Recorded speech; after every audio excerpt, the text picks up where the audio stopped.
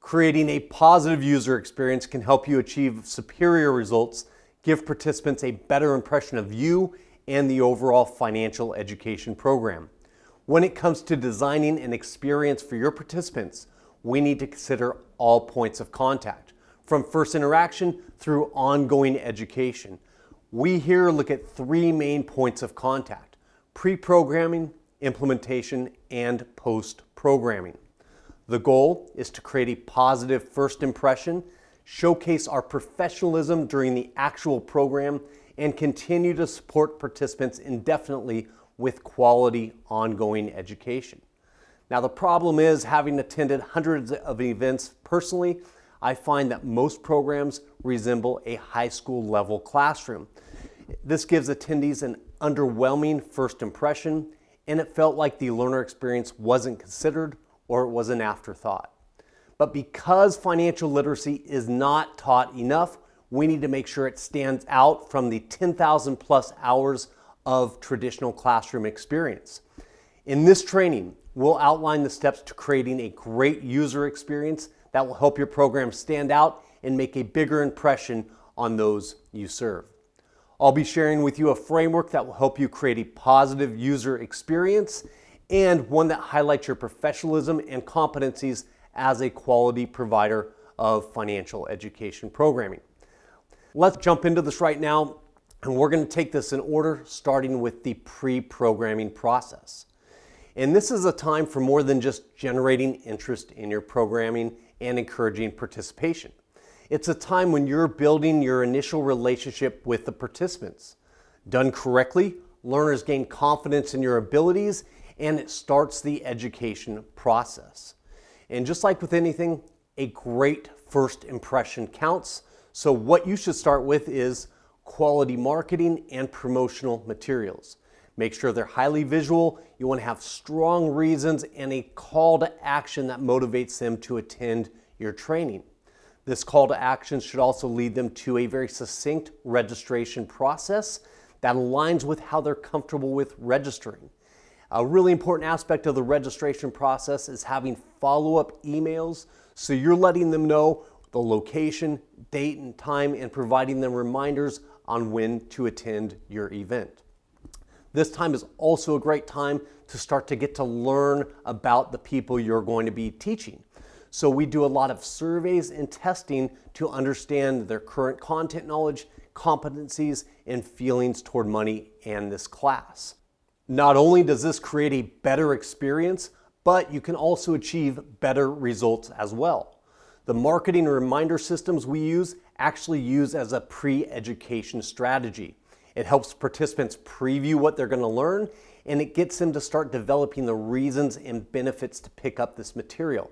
Both of these are components in research-based education principles.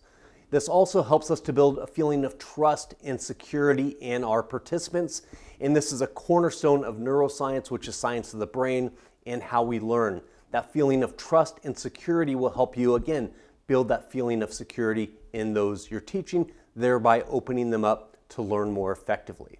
Now, I know for you teachers watching, you already have students in the classroom. I would still highly encourage you to do this process. You may not need to go through that registration since they're going to be in the classroom already, but I would highly suggest a few weeks before you start to do some of the marketing and promotions to get them excited about the coursework.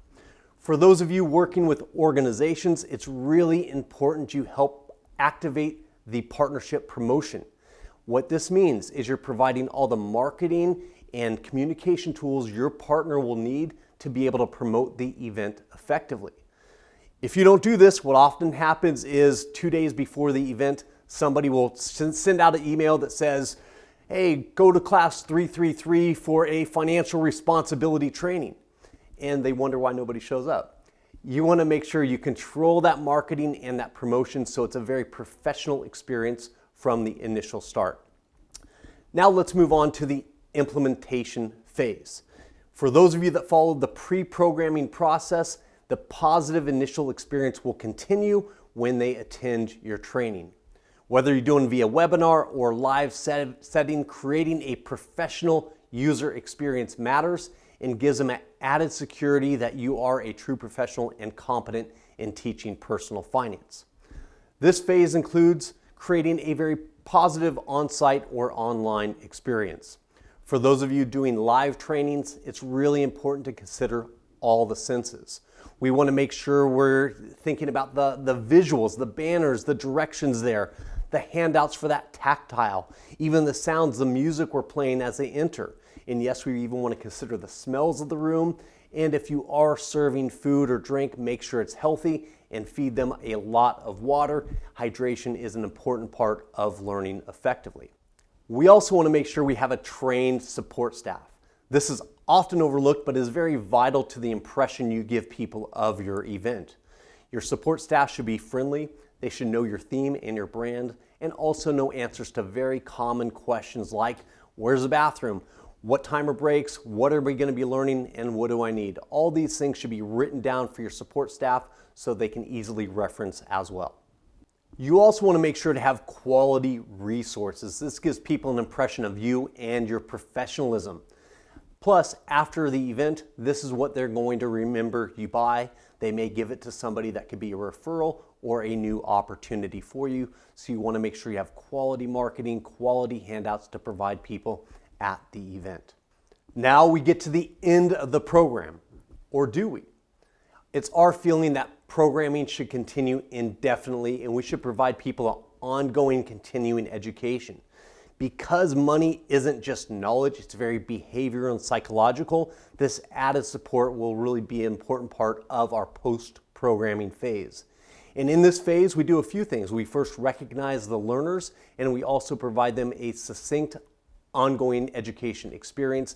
And this is one of the most critical elements of your entire programming plan. So what do we do here? We provide 4 levels of ongoing education. This starts even before the participants leave. So you as the instructor, you want to assign the students activities to do after the classroom concludes. This will keep them directed and focused on what actions they should take that are going to be most effective for them to improve their financial situation. The next level of ongoing education we provide is what we call drip education. And here what we're doing is sending them regular reminders on actions they should take and continuing education at regular times. We often communicate this through our website, through mobile applications, through email, and other such learning programs. The third level we provide is for those people that may not be in that action phase. And this is what we call our time-based education reminders. And what we do here is we provide people activities that they need to accomplish when certain things are due. For instance, taxes or insurance selection. This is something that people have to do. So for those people that may leave your class, maybe not so motivated or interested, and we're going to be able to still help them and serve them by providing them things they need to do at a time it's critical that they make the right decision. And lastly, we always like to provide coaching or accountability to help people and support them down that path of greater financial wellness. So to paint the picture of the last 3 areas and to cover the user experience in its entirety, I want you to first think about your typical classroom experience, what that was like. For me, it just all blends in a gray beige jungle. What we want to do is really create a corporate feel. So imagine you go to an event where you receive professional marketing that's communicating with you in a way that's important to you and expressing benefits and reasons for you to attend that are meaningful in your life. You're instructed to go to a smooth registration process. You receive reminders that are important and guide you to the actual event and venue and date and time and all the previewing of the course. You arrive to be greeted nicely, nice banners, nice signage. Somebody hands you quality material. You're able to thumb through this before the event. When the event starts, the instructor is trained and qualified. You feel competent in their abilities. And then when the event concludes, they support you indefinitely with ongoing education. That's the process we want to create. That's how we make financial education programming stand out, and that's what's going to enhance your reputation as a competent provider of financial education. And the best part is it doesn't take much more effort to get significantly enhanced experience. In fact, we provide everything for you and everything's easily customizable. This will save you a lot of money, a lot of time, and make sure you're highlighted as a professional provider. So we provide you all the pre-programming resources, all the communication tools, marketing, all the learner interest surveys, all the testing, pre-testing that you'll need to understand their abilities. We provide you all the banners and signage that you'll need, training for the volunteers as well. The ongoing education is provided. That's a very important aspect. You receive all of that. And we also provide you learner certificates that you can issue to award those people that have successfully completed your training. Everything can be completely brandable by you, so we deliver it in 3 formats: Word, InDesign, and PowerPoint. So you can easily brand and change the material to meet your needs.